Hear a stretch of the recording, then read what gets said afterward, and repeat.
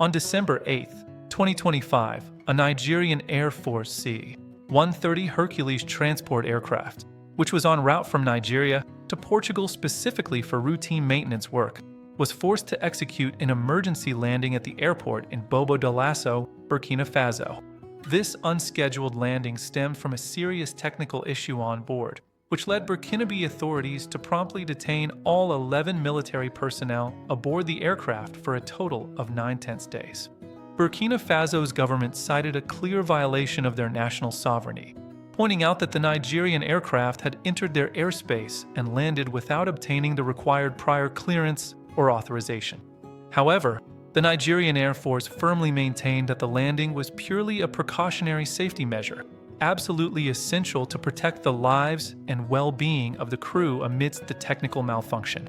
This entire incident unfolded against the backdrop of significant regional instability across the Sahel region, where Burkina Faso, along with Mali and Niger, had very recently come together to form the Alliance of Sahel States, known as the ES. The recent establishment of this AES alliance had already created considerable strain in relations between Nigeria and these Sahel nations, thereby adding even more layers of complexity to the handling of this emergency landing situation. In direct response to the emergency landing, the AES nations immediately placed their air defense systems on high alert, which further underscored the already heightened military and diplomatic tensions in the area. To address the escalating crisis, Nigeria quickly dispatched a high-level diplomatic delegation to Ouagadougou, with the team led by the Minister of Foreign Affairs, Ambassador Yusuf Tuggar.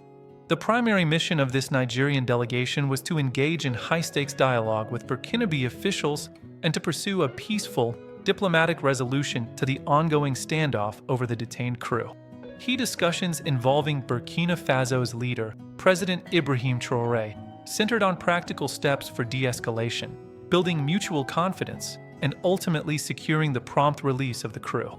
A central and urgent objective throughout these talks was to achieve the immediate release of the 11 detained Nigerian Air Force personnel who had been held since the landing.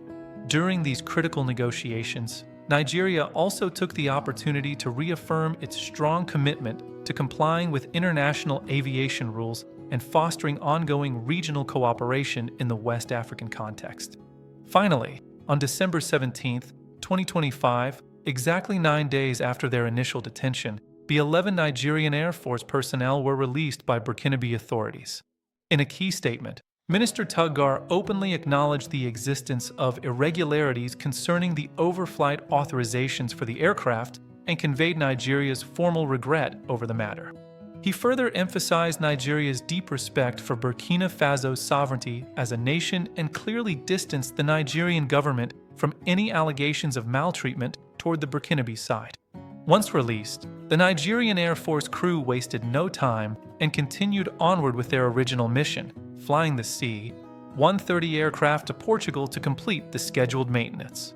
Nigeria's swift and effective diplomatic engagement in this matter is widely credited with successfully defusing the rising tensions and helping to preserve important bilateral relations between Nigeria and Burkina Faso.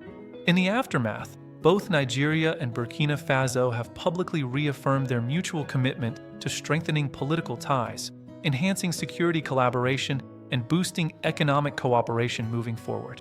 Ultimately, this incident serves as a stark reminder of the delicate balance required in regional politics and underscores the vital importance of open diplomatic channels in resolving international disputes peacefully.